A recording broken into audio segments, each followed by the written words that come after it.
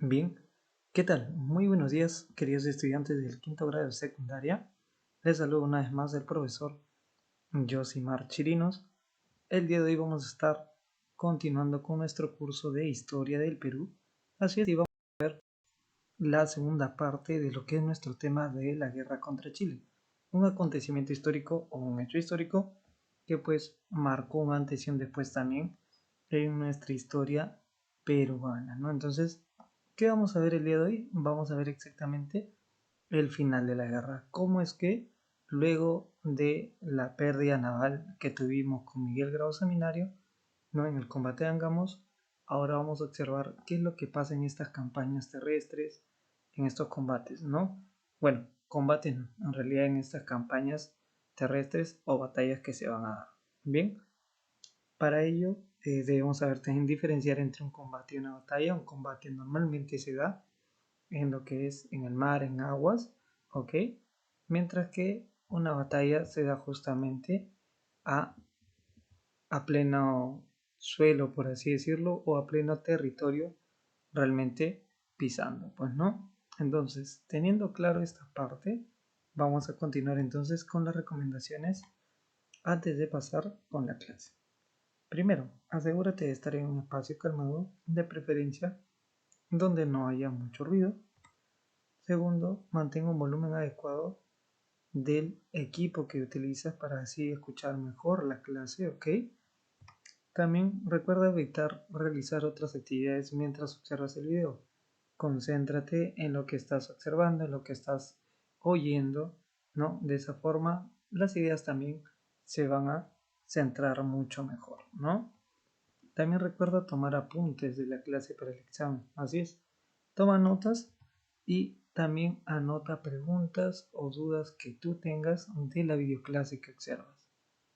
¿Para qué? Para que luego puedas compartirla justamente en la hora de asesoría. ¿Ok? Bien, entonces tenemos aquí claro las recomendaciones que siempre se les brinda, siempre está haciendo recordar o siempre se les está haciendo recordar ello, ¿no?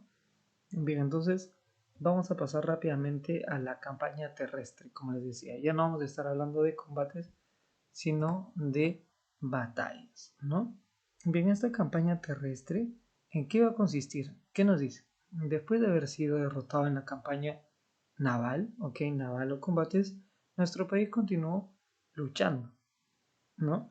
Y los enfrentamientos terrestres durarían cerca de 4 años enfrentándonos en luchas terrestres, o mejor dicho, en batallas terrestres.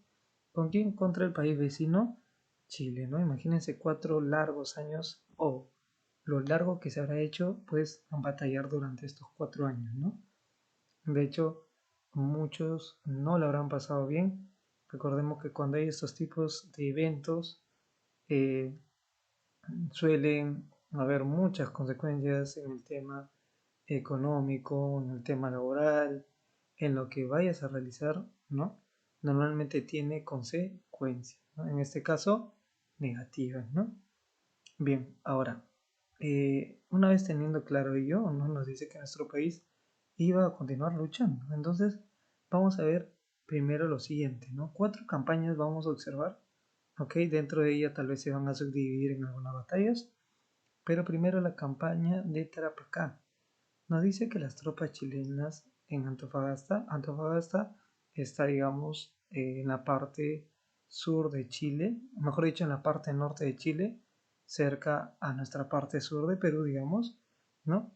Pero las tropas chilenas en Antofagasta eran alrededor de 16.000 soldados y se prestaron a accionar sobre Tarapacá, al mando del ministro de Guerra, quien era Rafael Sotomayor. No, entonces vamos a tener acá la toma de Pisagua, ¿no? Esta toma de Pisagua nos dice que pues aquí hubieron un ejército, un total de 10.000 soldados del ejército chileno, de los cuales encuentra la resistencia de 800 bolivianos, ¿no? Imagínense 800 bolivianos versus 10.000 chilenos. Hay una comparación, o bueno, hay una diferencia totalmente enorme, ¿no? Pero bueno, igual estos bolivianos iban a estar al mando del general Pedro Villami, pero no solamente iban a estar 800 bolivianos, ojo, también 1000 peruanos al mando del general Isaac Recabar, ¿no? Entonces nos dice que logra tomar a pesar de ello el puerto, ¿no? El puerto, ¿ok? El puerto. Y ahora nos dice acá que se va a dar otra batalla, ¿no? Va a ser la batalla de San Francisco, donde el ejército peruano, un aproximado de 4000, y el ejército boliviano, unos 3500, ¿no? Van a combatir y intentan escalar al cerro y acercarse así a los cañones chilenos. Destaca el coronel Ladislao Espinar, quien muere por la artillería del mayor Juan de la Cruz Salvo, ¿no? Entonces, aquí en esta batalla de San Francisco va a terminar victorioso Chile, ¿no? Va a terminar victorioso Chile. Ojo, en la batalla de San Francisco, no en toda la campaña de Tarapacá, pero luego vamos a tener también la batalla de Tarapacá, donde van a destacar pues diferentes personajes, ¿no? Como Justo Pastor Dávila, Andrés Avelino Cáceres, Francisco Bolognesi, Alfonso Ugarte y Belisario Suárez, ¿no? Entonces, nos dice que dentro de estos personajes que destacaron, se enteraron estos mandos peruanos del ascenso del ejército chileno al cerro justamente donde se estaba realizando, o bueno, donde se iba a llevar a cabo una batalla, ¿no? Entonces, ¿qué es lo que sucede? A la hora que estos chilenos o el ejército chileno se acerca a estos cerros, se acerca a Tarapacá para poder combatir, ¿no? Eh, estos soldados que destacaron en Perú, que ya acabo de mencionar, ¿no? Se aprestaron a ganar las alturas.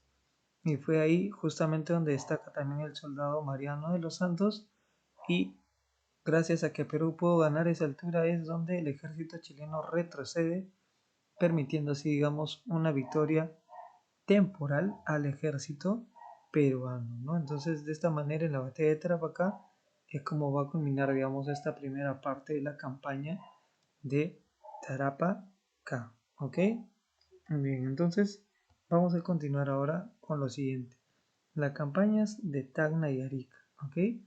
Luego de que pasaran Tarapacá, ahora vamos a continuar con las campañas de Tacna y Arica, ¿no? En el Perú nos dice el contraalmirante Lizardo Montero es nombrado jefe superior del sur y permite a Prado retornar a Lima, ¿no? Entonces, eh, cuando Prado retorna a Lima, luego de ello va a tener que, digamos, con la misma, nada más, con la misma instancia, ahí nomás, tenía que ir, digamos, por contratos de armas, ¿no? Entonces tuvo que realizar un viaje, porque ya se acercaba a Chile, entonces necesitábamos sí o sí de armamentos, de mayores equipos, etc.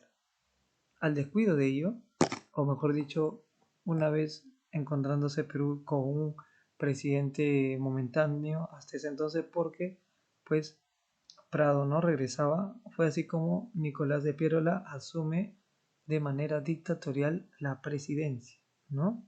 De manera dictatorial, Nicolás de Piérola asume la presidencia y pues nos dice que luego de dos enfrentamientos, los bolivianos ya no decidieron intervenir, ¿no? Ya no decidieron intervenir más en estas en esas batallas contra Chile, mientras que pues Chile iba a seguir capturando en este caso ya Tacna, ¿no? Entonces, ¿qué es lo que va a pasar? En la batalla de Arica nos dice que se va a desarrollar lo siguiente. Había 1800 hombres al mando de Bolognesi, protegidos en fuertes cerca al Morro de Arica, ¿no? Era un buen lugar para poder realizar fuertes. Entonces, Bolognesi recibe, una vez colocado ya en estas trincheras, por así decirlo, ¿ok? Bolognesi recibe al mayor chileno Juan de la Cruz Salvo, ¿no? Y este mayor chileno le exige a Bolognesi la rendición de Arica. Pero no, ¿qué le dice Bolognesi? Tengo deberes sagrados que cumplir, y los cumpliré hasta quemar el último cartucho. Esto le dijo Francisco Bolognesi sin aún consultarlo con los otros generales que se encontraban al mando conjuntamente con él. Pero no demoró mucho en llamarlos para decirles lo que había ocurrido, la propuesta que les habría venido a brindar, en este caso, el chileno Juan de la Cruz, ¿no? El mayor chileno. Entonces, los generales, comandantes que también estaban con él, estuvieron de acuerdo y de igual forma dijeron hasta quemar el último cartucho. Bien, entonces teníamos peruanos decididos a luchar en esta batalla o en Arica, pero estaban frente a 5.000 soldados chilenos, al mando del coronel Pedro Lagos. Entonces estos 5.000 soldados chilenos van a decidir combatir versus estos 1.800 hombres. No llegamos ni a los 2.000, ¿no? Entonces combaten cuerpo a cuerpo. Imagínense mmm, la gran, ¿cómo decirlo? A ver, esa gran fuerza, claro, ese arrebazo que habrá tenido que tener con 5.000 soldados a diferencia de 1.800 hombres, ¿no? Entonces, de hecho, genera un impacto, ¿no? Bien, entonces en esta lucha van a fallecer, sí, muchos compatriotas, y uno de ellos, o uno de los más resaltantes, va a ser justamente Francisco Bolognesi, ¿no? Que va a morir ya que le reventaron prácticamente el cráneo con una culata, ¿no? Entonces, con una culata que es la parte, digamos, trasera de un arma, entonces, con ello terminaron por matarlo, ¿no? Entonces, eh, otra de las acciones valerosas que vamos a poder encontrar en esta batalla de Erika, que prácticamente estaba perdida, fue la acción de el joven Alfonso Ugarte, ya que envuelto del pabellón, es decir, de la bandera, ¿no? Envuelto del pabellón nacional, se lanzó en su caballo, ¿no? En su caballo desde el morro hasta el mar. Bien, entonces aquí tenemos a manera de, digamos, a manera representativa cómo es que ya Bolognesi se encontraba en el suelo, ¿no? Entonces, la culata justamente es de esta parte de acá, ¿no? De estas armas como los arcabuz, ¿no? O escopetas. Entonces, esta parte de aquí es justamente lo que, pues, en ese entonces era más duro, ¿no? Tiraron ello en la cabeza de Bolognesi y pues prácticamente le causó la muerte, ¿no? Y bueno, luego viene la acción valerosa, como les comentaba, de Alfonso Ugarte, y pues de esta forma es como se va dando una culminación a la batalla de Arica, ¿no? Bien, entonces luego de estas campañas vamos a pasar al año 1880. Vamos a tener el mes de abril, el mes de septiembre y el mes de octubre, donde ocurren acontecimientos en sí. En el mes de abril nos dice que va a estar el bloqueo del Callao, ¿ok? ¿Cuál es la finalidad de este bloqueo? Es impedir el acarreo de armas, ¿no? Es decir, el traslado de armas como la movilización de tropas peruanas. Querían bloquear ello. Entonces, Perú agarró y generó un hostigamiento naval, que era hundir el crucero Loa con dinamita, lo logró, y también la goleta Covadonga, ¿no? Que en este caso pues lograron detenerlo con un torpedo, ¿no? Bueno, la veleta, dirías, ¿no? Ahora, luego de ello, en septiembre de 1880, también se va a dar la expedición Lynch, ¿no? Justamente una fuerza chilena expedicionaria va a buscar desembarcar en la costa norte de Perú. ¿Para qué? Tenía un objetivo muy claro: saquear las plantaciones azucareras, que eran pues las riquezas también en ese entonces de Perú. ¿Cuál era el objetivo? A través de esto era conseguir fondos, privar al Perú de divisas extranjeras y obligar a pedir la paz, ¿no? Pero esto no va a ser suficiente y en octubre inician las negociaciones en el Lacahuana, ¿no? Donde se reunieron pues delegados de Perú, Chile y Bolivia en presencia de diplomáticos norteamericanos para tratar de darle solución y paz a este tratado. Entonces, Chile exigía cesiones territoriales a cambio de firmar la paz. Así es, Chile dijo: bien, quieren la paz, yo deseo cesión territorial, es decir, yo quiero tener este territorio que pertenezca a mi país, o sea, añadirlo a lo que era el territorio chileno. Entonces, no se terminaron por convencer del todo Perú, Bolivia, fue así como las negociaciones también fracasaron, ¿no? Porque no se pudo llegar a qué cosa, a un acuerdo, ¿no? Entonces, vamos a pasar a la campaña de Lima. Bien, no se preocupen que igual vamos a ir comentando acerca de cómo es que logra darse tal vez alguna especie de, digamos, de tratado, ¿no? Que logra frenar y parar todo ello. Ahora, la campaña de Lima nos dice que el dictador Pierola, con la certeza de que el ataque chileno vendría del sur, pues él tendió dos líneas de defensa. Así es, recordemos que Chile pues está para el sur, ¿no? Entonces tendió dos líneas de defensa, una línea de defensa a la altura de San Juan y otra línea de defensa a la altura de Miraflores, ¿no? Pero ¿qué es lo que pasaba? ¿Qué es lo que pasaba? Podía haber mucho entusiasmo de poder luchar por nuestro país, ¿no? De dar lo mejor por él, pero esto se contrarrestó ¿con qué? Con la improvisación de que no estábamos preparados frente a un ataque del cual se venía y por supuesto también la falta de armamento, ¿no? Entonces se sacrificaron aquí muchas vidas y el ejército chileno tenía a Lima en sus manos. Fue así como empezaron a agarrar lugares públicos, digamos como tiendas o lugares de refugio para poder quedarse ahí. Entonces se iniciaron con los saqueos, con los robos. También se tiene entendido que hasta hoy en día muchos de los patrimonios culturales que podemos tener nosotros también fueron saqueados, ¿no? Fueron saqueados de algún otro modo. Entonces, vamos a entender ahora acá que hay un gobierno, ¿no? El gobierno de Magdalena, donde se elige a Francisco García Calderón, quien mantuvo una firma, o mantuvo, mejor dicho, una firme defensa para un tratado de paz, pero sin cesión territorial. Así es, García Calderón dijo, bien, podemos firmar un tratado de paz, pero no te voy a dar una cesión territorial, es decir, no te voy a ceder el territorio, ya sea de Tacna, ¿no? Ya sea de Arica, que estaban también en disputa. Entonces, fue así como Francisco García Calderón terminó apresado, ¿no? Recordemos que Chile nos había invadido prácticamente a nosotros, ¿no? Miren, acá como a través del puente Lurín, por el sur, ya llegaban las tropas chilenas. Miren, imagínense las grandes cantidades que se movilizaban, ya estaban aquí, ¿no? Y pues en esta parte aquí ya se encontraban en Lima, ¿no? Ya habían tomado Lima aquí. Entonces tenían el control sobre la ciudad y García Calderón, que en ese entonces era nuestro representante, dijo que sí quería un tratado de paz, pero sin cesión territorial. Bien, Chile agarró y lo apresó, lo condujo al Callao o lo llevó hacia el Callao para luego enseguida embarcarlo en el Cochrane con rumbo a Valparaíso.